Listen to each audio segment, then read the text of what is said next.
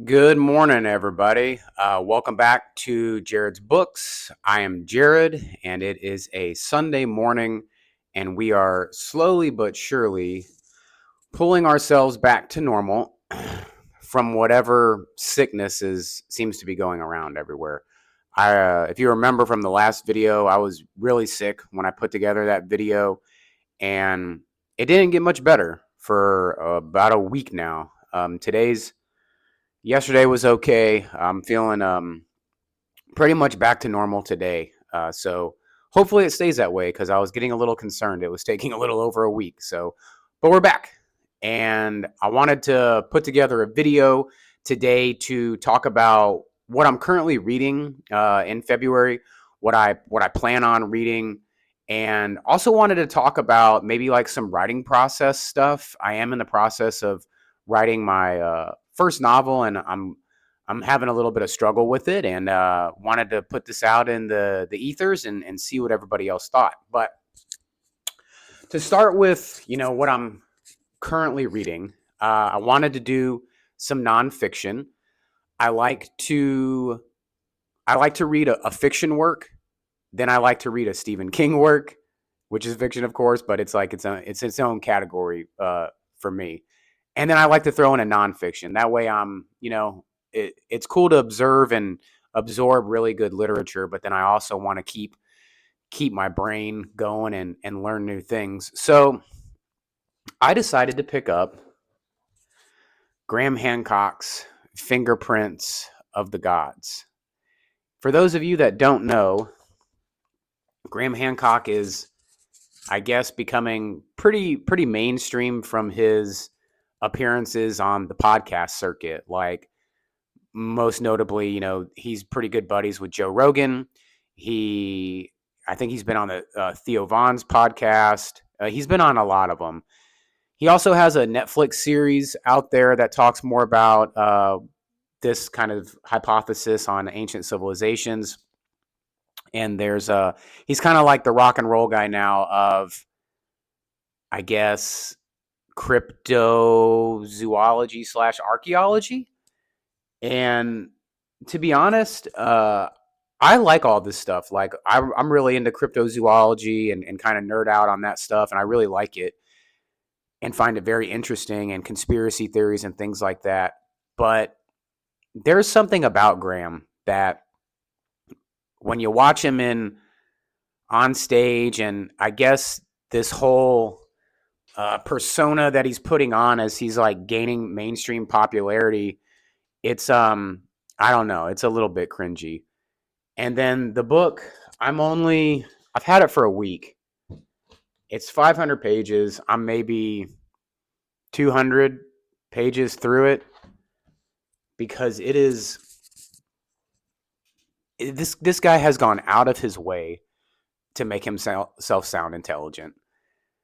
And I'm not just saying that because it's not that I don't understand what he's saying. It's that he is purposely wording paragraphs using vocabulary that is it's just it's a lot extra than what it really needs to be.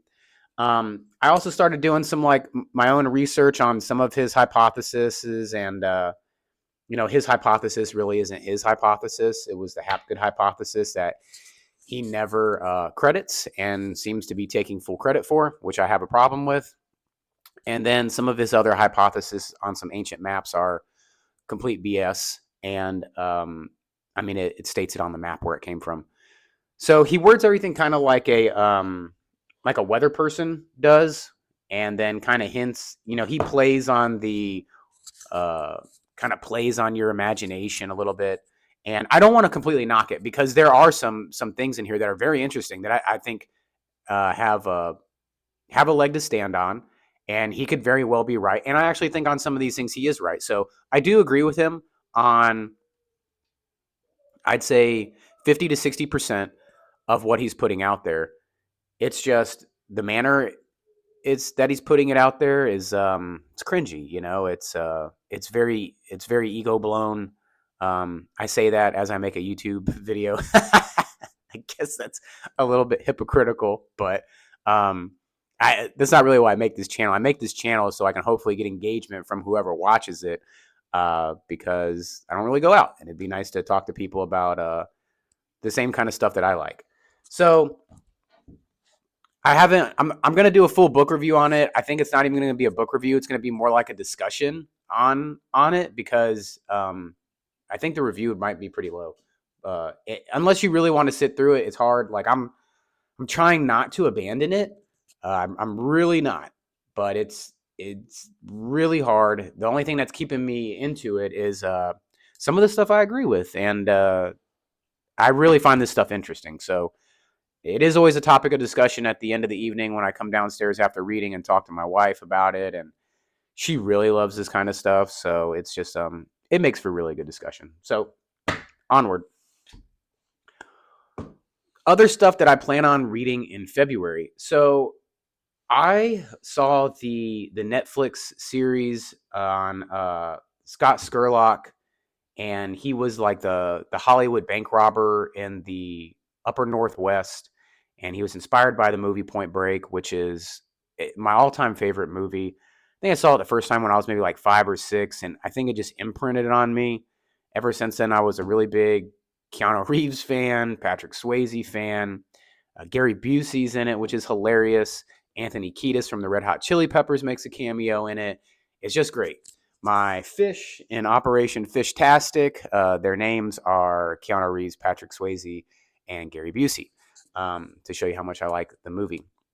And every year on my birthday, me and my wife watch the movie. So, but I digress.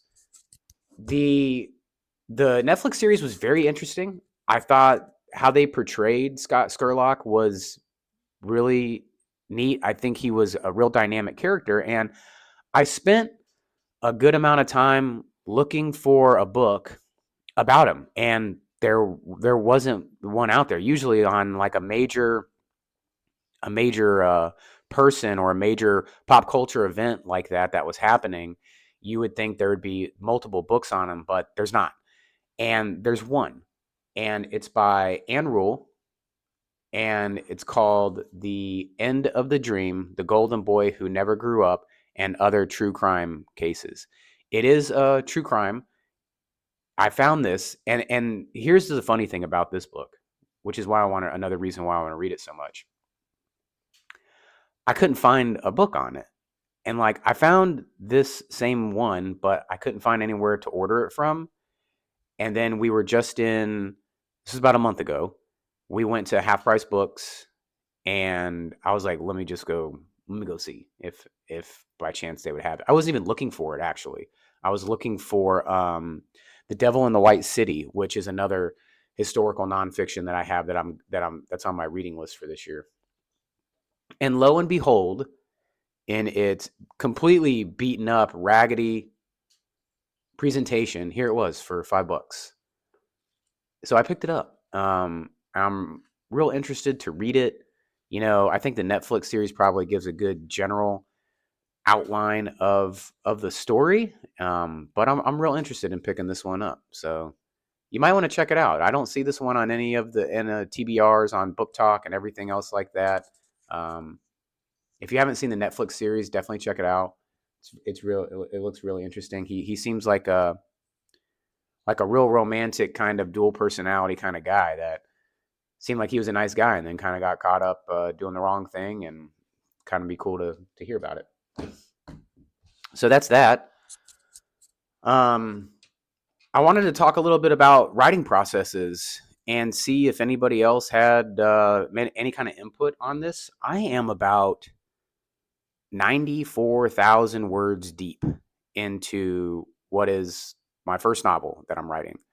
It's kind of a psychological suspense thriller, and with some historical, or I guess a little bit of historical stuff in there.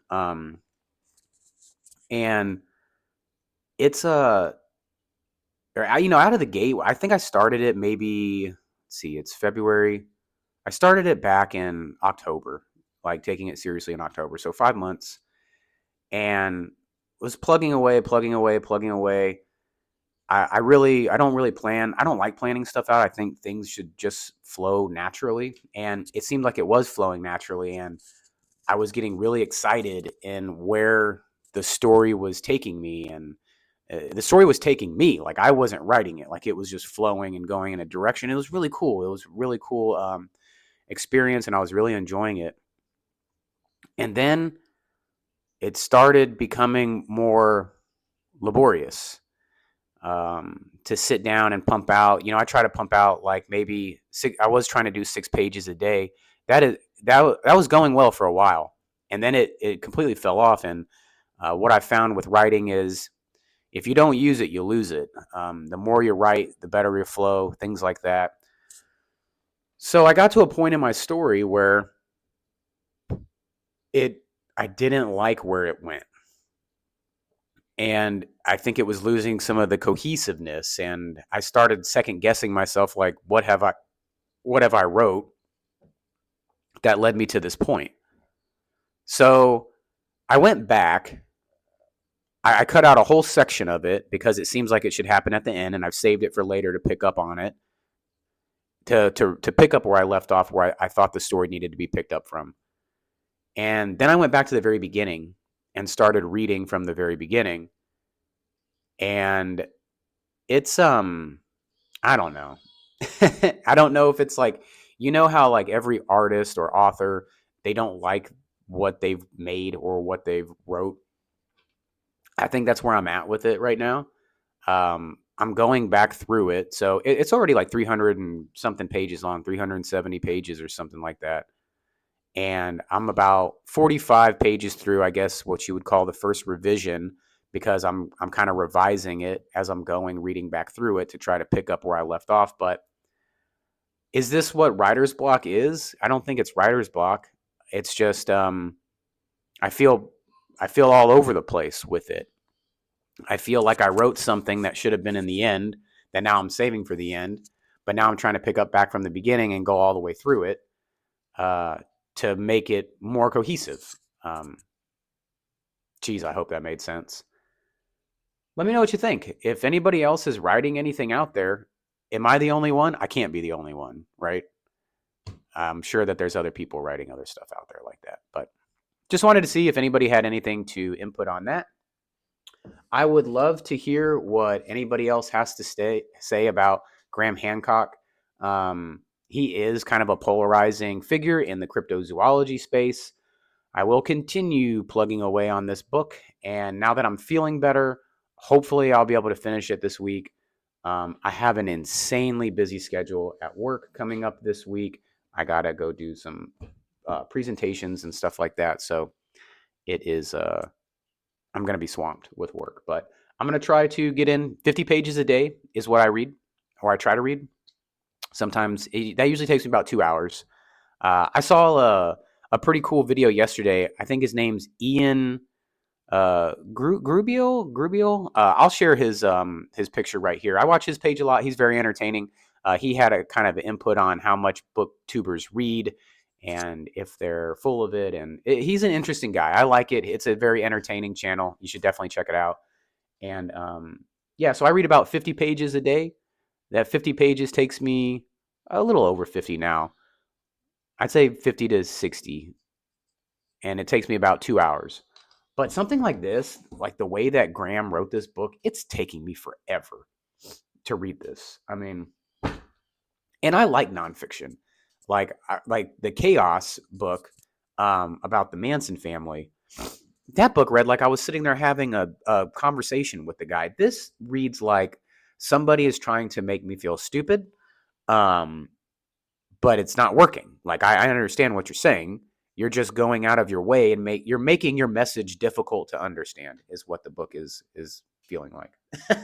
So I guess I am feeling better because I feel like I'm getting a little worked up about it. So let me know what you guys think about Graham Hancock or any of his other books that he has out there. Let me know what you go ahead and look up Scott Scurlock. Check out the Netflix series. I think this would be a good nonfiction for some of us to read, especially those of you that really liked my Chaos book review. The Chaos book review seemed to do really well. A lot of people seemed really interested in it. This was another true crime case that I thought was really, really interesting. I really enjoyed the Netflix series and look forward to reading the book and especially what it was based off of with Point Break. So definitely check it out. See if we got anything else on the reading back there. Hopefully, I'll try to get another video in this week. I'm still trying to get all my book reviews on stuff that I've read over the last couple years. So I'll probably throw some of those in there. Maybe some Tokyo Vice. That was a really cool true crime nonfiction that's based off of a really good HBO series. And the book was really good too. So maybe I'll do something like that. But that's where we're at. Those are the updates. I'm feeling better. I'm back at it. I will pump out another video this week. I'll do a book review on maybe the Tokyo Vice or Tripped. That was another good one. About Nazis and experimenting with hallucinogens and LSD. That was very interesting, very well wrote. Maybe I'll do that one. Let me know. Let me know what you think. Next nonfiction book review. What would you rather? What would you rather hear? Let's see. We got. I'll pull them out for you right now. Trip. Tokyo Vice. All right. We got Tripped by Norman Ohler, which was really good. Nazi Germany, the CIA, and the Dawn of the Psychedelic Age. Let me know if you wanted to see a book review on that one, or if you want a book review on Tokyo Vice by Jake Adelstein. Both were really good. I think I liked Tripped a little bit better than Tokyo Vice, but both of them were great. Let me know what you think. And if anybody has any input, I'll go ahead and do a book review of that this week. Until then, I hope everybody's feeling good. I hear there's a bug going around, so hope everybody stays healthy, safe, blessed, and feel free to like, comment, subscribe. Once again, we don't plan any of this out. I simply sit down, hit play, and we knock out a video. So as always, thank you for stopping by. Keep reading. Talk soon.